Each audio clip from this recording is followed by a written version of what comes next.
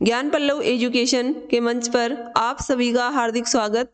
आज के इस सत्र में हम पद्मावती समय के कुछ छंदों की व्याख्या करते हुए उनके अर्थ को समझने का प्रयास करेंगे। मनहु काम कामिनी रचिय, रचिय रूप की रास, पशु पंछी सब मोहिनी, सुर नर मुनियर पास। पिछले सत्र में हमने छंद में यह पढ़ा था कि जो कवि है उसने पद्मावती के रूप सौंदर्य का बड़ा ही अतिशयोक्तिपूर्ण वर्णन किया है।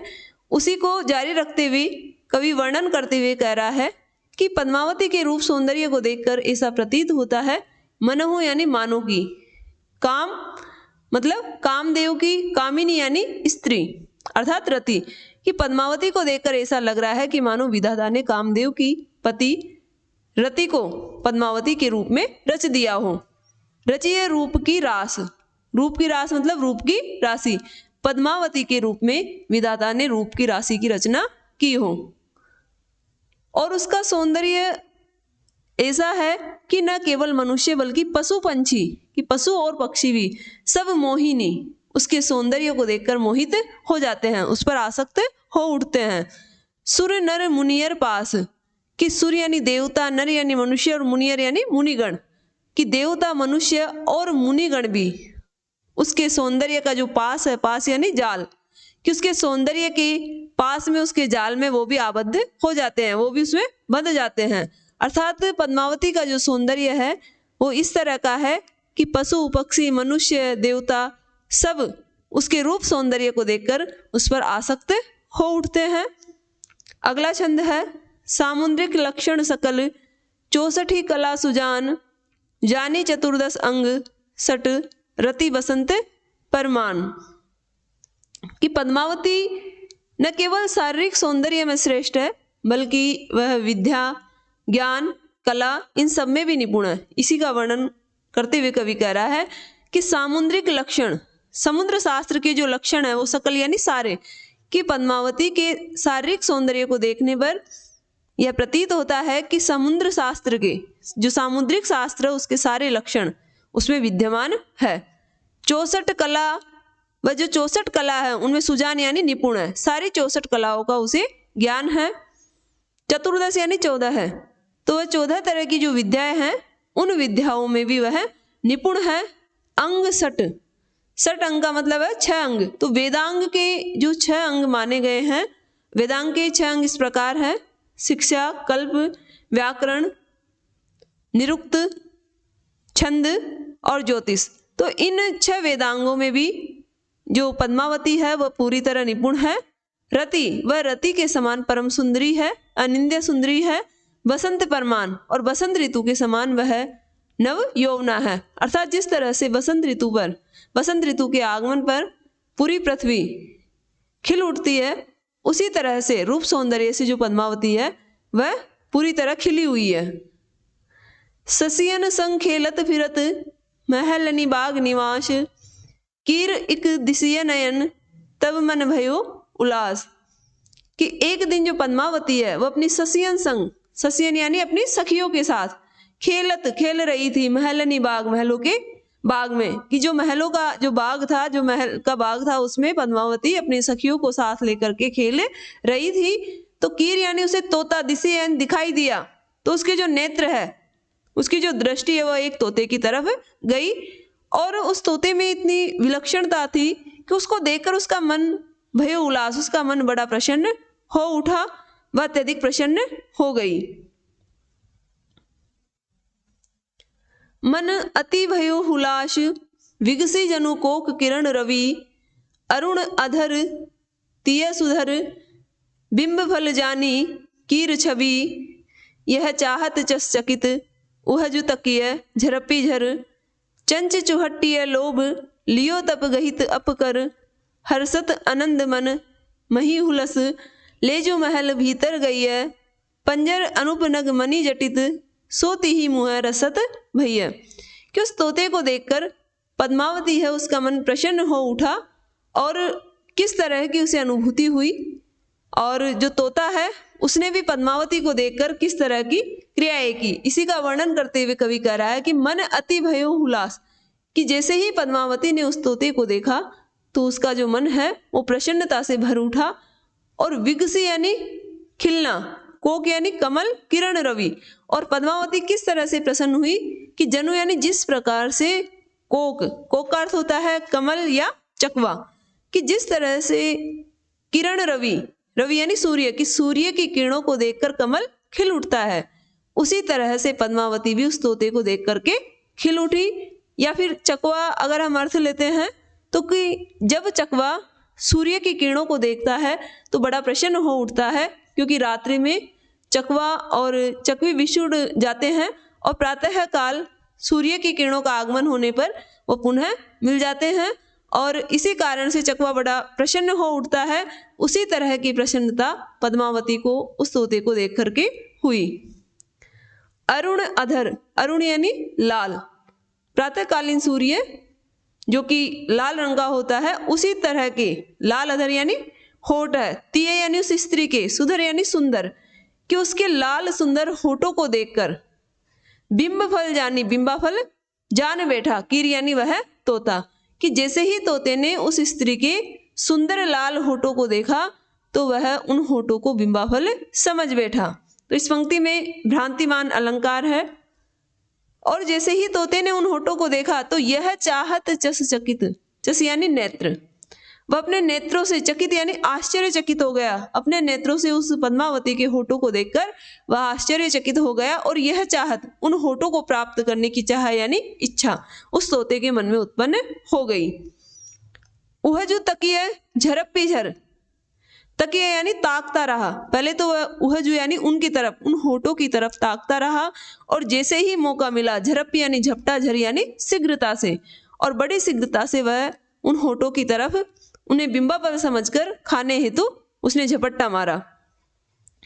चंच चुहट्टिय लोभ, और उसने अपनी चोंच को, लोभ यानी लालचवश, चुहट्टिया यानी चलाई, और उन होठों को बिंबाफल समझकर खाने हेतु लालचवश उसने अपनी चोंच को चलाना शुरू कर दिया। लियो तब गहित, गहित यानी पकड़ लिया, कर यानी हाथों से, और जैसे ही तोता बिंबाफल समझकर उनको खाने हेतु होठों की तरफ उसने झपट्टा मारा, तब पद्मावती ने अपने हाथों से उसे पकड़ लिया। हर्षत आनंद मन मही उलस, और वह मन में अत्यंत आनंद से भर उठी और हुलसित हुई महल भीतर गई है, उस तोते को लेकर महल के भीतर चली गई।